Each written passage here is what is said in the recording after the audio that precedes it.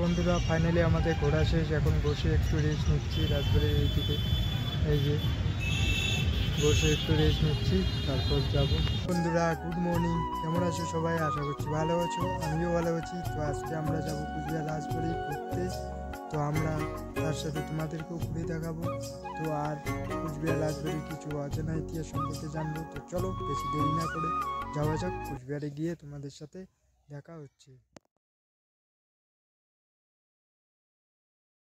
আমরা চলে এসেছি কুচবিহার রাজবাড়িতে। এখানে টিকিট নিল মাথা পিছু এক একজনের 25 টাকা করে। আমি এবার নিয়ে রাজবাড়িতে দুবার এলাম। একবার এসেছিলাম বাবার সাথে তখন, আর আজকে দ্বিতীয়বার এলাম।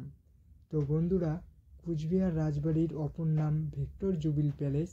ভারতের পশ্চিমবঙ্গ রাজ্যের কুচবিহার শহরের একটি দর্শনীয় স্থান। 1887 সালে মহারাজা নৃপেন্দ্রনারায়ণের রাজত্বকালে ইংল্যান্ডের বাকিংহাম প্যালেসের আদতে এই রাজবাড়ি তৈরি হয়েছিল। দোতলা ভবনটির আয়তন 51,039 বর্গ কিমি। প্রাসাদের একতলায় বিলিয়ার্ড রুম, গ্রন্থাগার ও অতিথিশালা সহ ভোজনকক্ষ 28টি। দোতলায় রয়েছে 15টি শয়নকক্ষ ও 3টি বৈঠকখানা ও 4টি তোশখানা, 11টি স্নানঘর সহ মোট 40টি কক্ষ রয়েছে। দক্ষিণ দিকের ঘরগুলিতে রাজারানী থাকতেন। দোতলায় নাচের ঘর ছিল বলেও জানা যায় এবং টুরিস্টদের দেখার জন্য 5টি ঘর। গুলির মধ্যে রয়েছে রাজারানীদের যুদ্ধে ব্যবহৃত ভিন্ন ভিন্ন ধরনের অস্ত্র ও হাতিয়ার সহ রাজাদের দৈনন্দিন জীবনে ব্যবহৃত বিভিন্ন ধরনের সরঞ্জাম। প্রাসাদের ভিতরে প্রকাশ্য সিঁড়ি ছাড়াও একাধিক গোল সিঁড়ি রয়েছে। সিঁড়িগুলি কোনোটি কাঠের আবার কোনোটি লোহার। বেশ কিছু সিঁড়ি গম্বুজে উঠে গিয়েছে। গোটা রাজপ্রাসাদ জুড়ে ছিল মেহগনি কাঠের আসবাবপত্র। প্রাসাদটি নির্মাণের সময় প্রাথমিকভাবে এটি 3 তলা ছিল। 1857 সালে 12 জুন কুচবিহারে এক বিধ্বংসী ভূমিকম্পের ফলে 3 তলাটি ভেঙে যায়। প্রাসাদের অলঙ্করণে বেশ কিছু জায়গায় পোড়ামাটির অলঙ্করণ রয়েছে। একে বাফ কালার টেরাকোটা বলা হয়। তো বন্ধুরা চলো এখন ভিতরে যাওয়া যাক।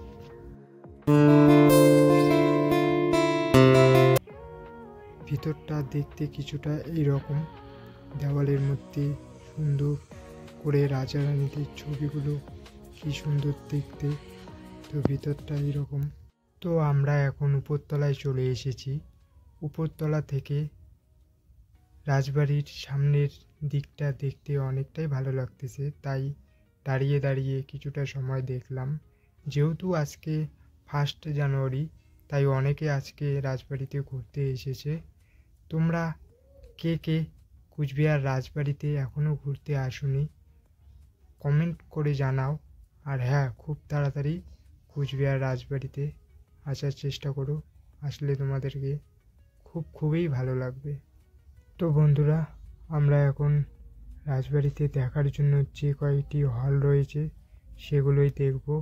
যেহেতু ভিতরে ক্যামেরা করতে দেয় না, তার জন্য আর ভিতরটা তোমাদেরকে দেখাতে পারলাম না। তো চলো আমরা এখন নিচে যাব। তো বন্ধুরা, আমরা এখন নিচে চলে আসলাম।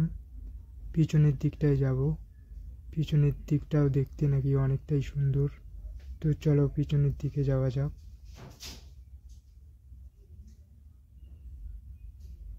তো বন্ধুরা, পিছনে বসার জন্য জায়গাও রয়েছে এইদিকে।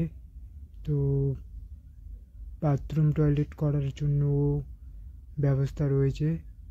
তো এই দেখতে পাচ্তেছো, পিছনটাও দেখতে অনেকটাই সুন্দর লাগতেছে।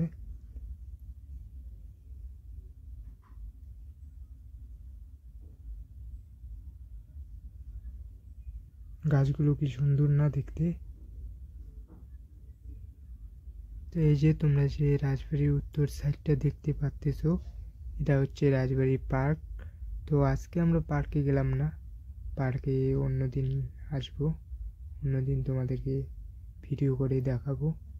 তো এই যে পার্কের ভিতরে কয়েকটা দোকান রয়েছে, কয়েকটা বলতে কি দুটো দোকান রয়েছে। তো আমরা এখন আর একটু সময় পাস করব। বন্ধুরা ফাইনালি আমাদের ঘোরা শেষ, এখন বসে একটু রেস্ট নিচ্ছি রাজবাড়ির এইদিকে। এই যে বসে একটু রেস্ট নিচ্ছি, তারপর যাব। আমরা এখন রাজবাড়ির শুরুর থেকে বসে রয়েছি, এই যে দেখতে পাচ্ছ রাজবাড়ি, আর এইদিকে একদম শুরুর থেকে বসে রয়েছি। আর এই যে দেখতে পাচ্ছ এইদিকে রাজবাড়ির পুকুর। তো আমরা এখন এখান থেকে বেরিয়ে পড়ব। তো রাজবাড়ির সামনে রাস্তার পাশে কিছু দোকানপাট রয়েছে, তোমরা চাইলে এখান থেকে খেতে পারো।